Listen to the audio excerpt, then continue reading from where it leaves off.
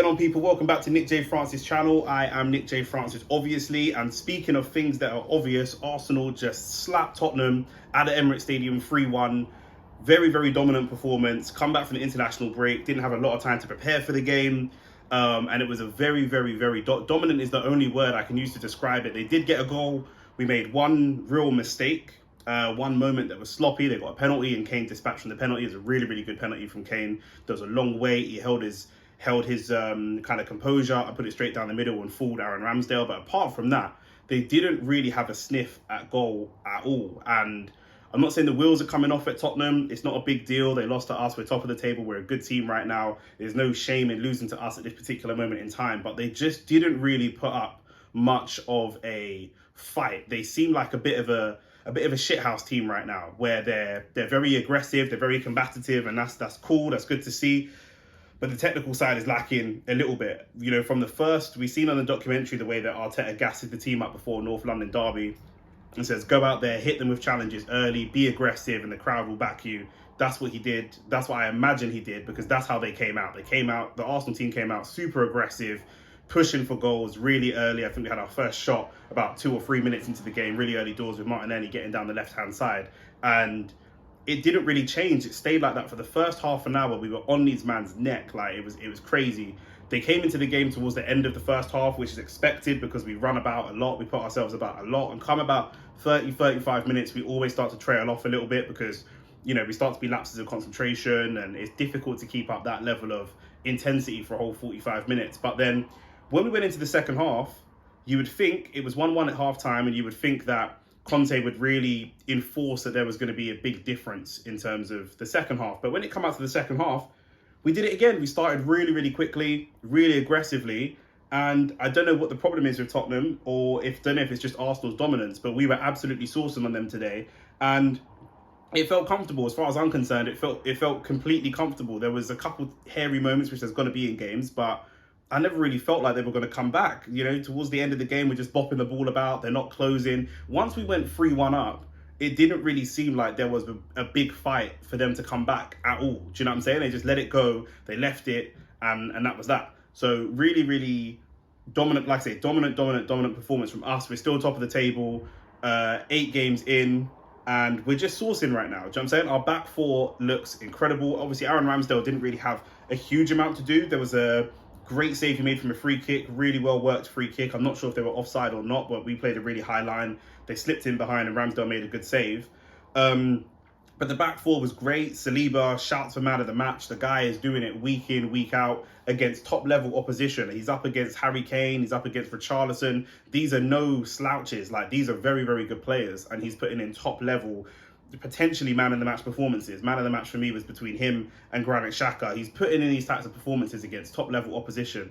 You just can't fault the guy right now. Like, he's a beast. Do you know what I'm saying? High up the pitch. We saw him score a banger a few weeks ago. He was high up the pitch towards the end of the game. He's nutmegging man in the opposition box. He's twisting and turning. There were 2 or 3 times where, you know, we could have cleared it and he just dropped the shoulder left, dropped the shoulder right, moved his opponent with the drop in the shoulder, and then just dribbled the ball out and played it. He has so much composure for someone who's 21 years old. It's insane. I'm hearing there might be a new deal. Get this man signed up ASAP.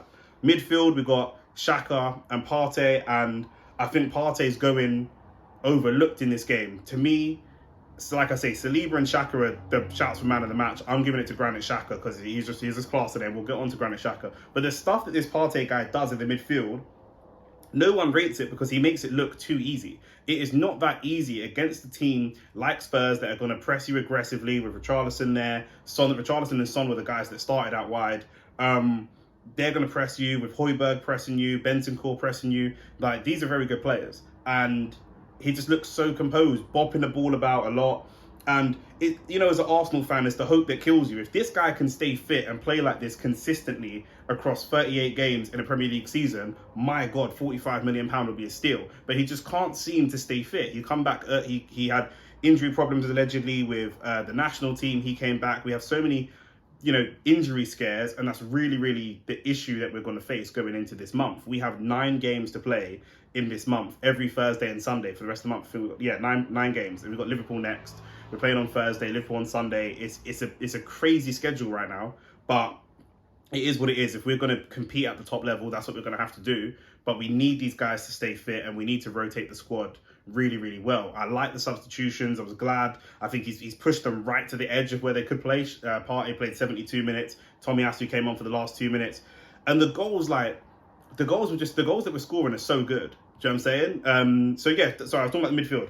The midfield, Partey and Xhaka, so good. Man of the match performance from Xhaka, ran the midfield. He's everywhere. He's dropping back and making tackles. He's up front scoring goals. He's getting assists. He's got an assist last league game against Brentford. The guy is just everywhere. He does everything. He's everywhere. It's a joke at this point. Like he's so good, and you know we have to give him. We have to, looking at how he's playing now. If he can keep this kind of form up, we have to revise the way that we looked at him previously. We have to understand that he's a guy that was getting played out of position. We give lots of other players allowances when they're played out of position. This is a man that was played out of position for several seasons. Now he's playing in this real natural position. We can see what he can do. He's a great box-to-box midfield player.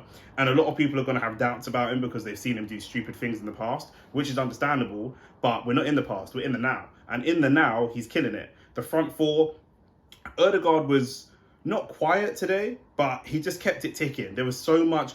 The midfield from Partey and Xhaka was so dominant that we didn't actually need Ødegaard to do Ødegaard things today. Do you know what I'm saying? Like we could skip, we could cut him out completely. Like it was going straight from Xhaka and Partey into the wingers and then into the striker, back to the wingers. Or we have like a 6 and an 8, and then we have like 3 wingers because Gabby Jesus drifts wide, and we've really got like a false 9. No one really occupying that central space. But yeah, I mean, Martinelli does what Martinelli does. Do you know what I'm saying? He's running at man all game. He's just a nightmare for people. When the game started and the teams came out, man were messaging me saying, even my Tottenham brethren are messaging me saying, I don't like this. Emerson Royale up against Martinelli, that makes me nervous. Do you know what I'm saying? Like, that's what they were saying. I wasn't saying it to them. That's what they were saying to me. And in the end, it ended with Emerson Royale getting a stupid red card because he kicked and dragged his studs down the calf of Martinelli for no reason. Like Martinelli's facing away from him in the Arsenal half, going back towards our own box, and he just fouls him out of nowhere for no reason. But not for no reason, because he was getting cooked, bruv. Do you know what I'm saying? So, you know, he had to do that. That's born out of frustration because he's not dead food, but Martinelli made him look like dead food. Do you know what I'm saying? Gabby Jesus doing what Gabby Jesus does. Another goal. I think that's 8 goal contributions in 8 games. You know, 5 goals and 3 assists so far in 8 games. And with Gabby Jesus, it's good and bad because it's like he bags every game, but he always comes off the pitch knowing he could have potentially done more.